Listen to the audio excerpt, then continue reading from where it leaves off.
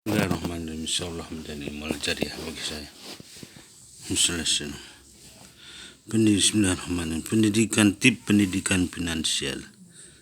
Pendidikan finansial yang diajarkan di sekolah mengajari anak menyerahkan uang mereka kepada pemerintah, bank, retail, dan bank investasi. Pendidikan finansial sejati mengajari Anda cara membuat orang menyerahkan uang kepada Anda.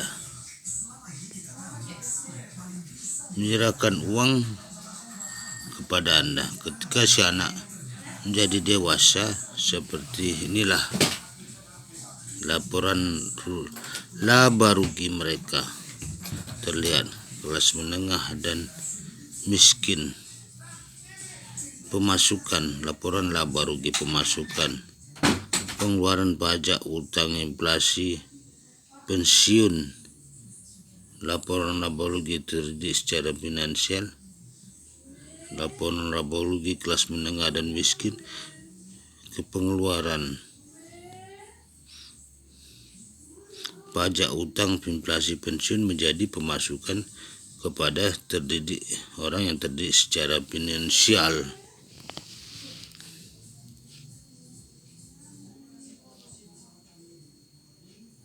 Lihat tabel berikut di bawah ini. Pajak, hutang, inflasi bisa menjadikan pemasukan. Inflasi bagaimana cara? Inflasi, pajak, hutang, inflasi, pensiun bisa menjadi pemasukan kepada orang yang terdidik secara finansial.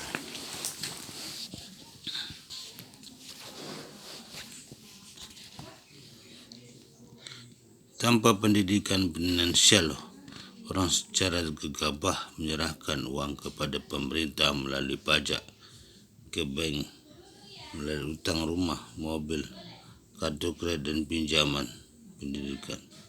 Serta ke perusahaan minyak, perusahaan listrik, saya produksi makanan melalui inflasi. Mereka punya rekening pensiun menyerahkan uang ke bankir. Retail, investasi. Itulah sebabnya orang kaya menjadi semakin kaya, orang miskin tetap miskin, orang kelas menengah bekerja lebih keras. Tips pendidikan finansial. Ada dua sisi di setiap mata uang. Dari permainan monopoly saya belajar menjadi penerima sisi lain mata uang. Sebagian besar orang berada pada sisi pemberi dari mata uang. Dan tanpa pendidikan, setiap bulan kas mereka mengalir kepada orang-orang yang memiliki pendidikan finansial paling banyak.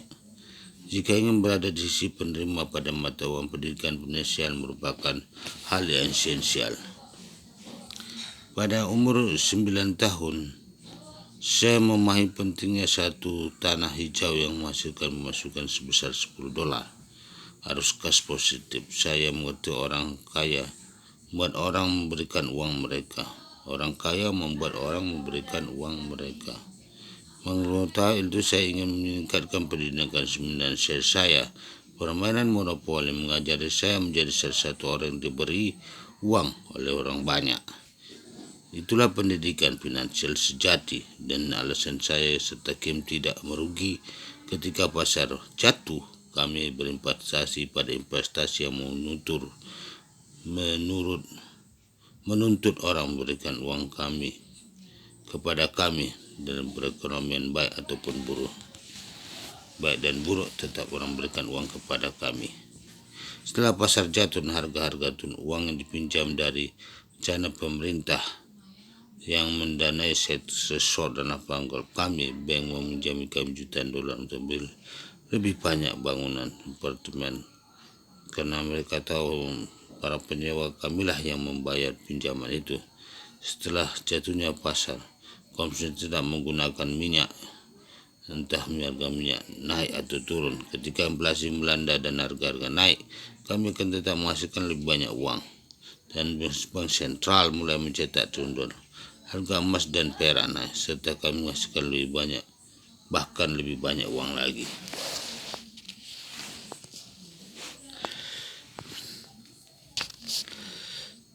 Saya tahu kedengarannya kasar, tamak, dan vulgar. bagi kebanyakan orang terutama pada sosialis. Tapi alasan saya menjadi pembelajar pendidikan usia sepanjang masa adalah saya ingin mengetahui cara buat orang menyerahkan uang mereka kepada saya. Cara membuat orang menyerahkan uangnya kepada saya. Buat orang menyerahkan uang kepada saya lebih cerdas daripada dia seperti anjing poplop yang menyerahkan banyak uang yang saya peroleh dengan bekerja keras kepada orang kaya dan pemerintah. Walaupun mungkin terdengar sama vulgarnya seperti belajar buat orang menyerahkan uang mereka, kenyataannya sebagian besar orang hanya bekerja jika mereka untuk siapa mereka bekerja menyerahkan uang mereka.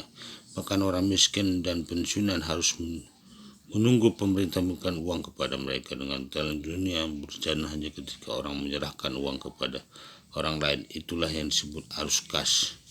Arus kas adalah dunia berjalan hanya karena orang menyerahkan uang kepada orang lain. Itulah arus kas. Pertanyaan lebih penting adalah, apakah Anda ingin mempelajari cara mempelajari dan mendapatkan makin banyak arus kas masuk dan makin sedikit arus kas keluar jika hal itu menentukan pendidikan finansial nyata? Gimana adalah master dalam hal arus kas. Dia juga menantang dirinya bergerak melampaui apa yang nyaman bagi dirinya dan disiplin untuk meraih tujuan yang terapkan serta tujuan yang kami tetapkan sebagai pasangan. Kesadaran Kim.